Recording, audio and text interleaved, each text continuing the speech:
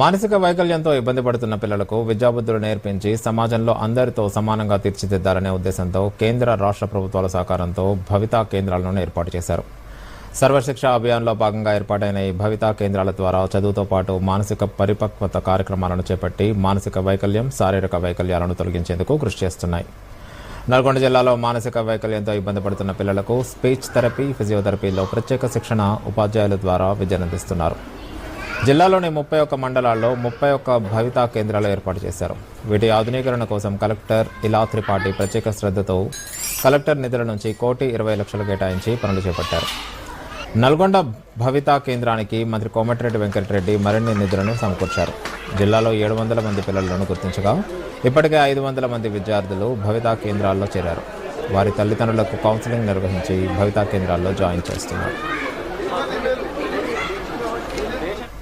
చాలా బాగా చెప్తున్నారు ఇక్కడ మేడం. వారం రోజులు అవుతుంది రాబట్టి అన్నీ మంచి ఫుడ్ పెడుతున్నారు. మంచిగా రోజు 1 అవర్ ఉదయం, మధ్యాహ్నం 1 అవర్ బీచ్ ఇప్పిస్తున్నారు. చాలా బాగా వస్తుంది. చిన్నోనికి కూడా అనడానికి, అన్నీ మాట్లాడడానికి మంచిగా ట్రై చేస్తుంది. మమ్మీ, డాడీ, అత్త, తాత అవన్నీ వస్తున్నాయి.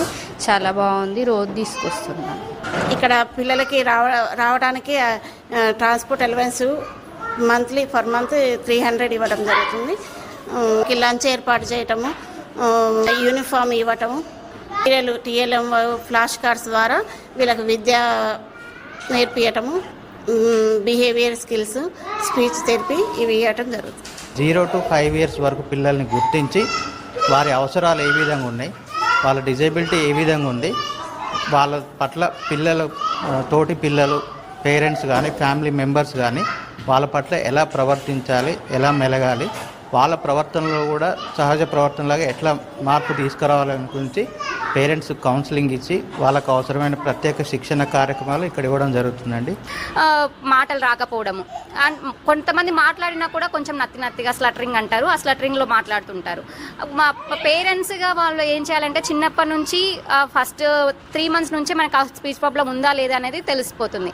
స్పీచ్ ప్రాబ్లం ఎట్లా 3 నెలలప్పుడు వాళ్ళు ముచ్చట పెట్టడం అంటారు తెలుగులో, 3 నెలలకు ముచ్చట పెట్టడం అలాంటివి అంటారు కదా. ఆ ముచ్చట అనేది వాళ్ళు పెడుతున్నారా లేదా అనేది చూసుకోవాలి.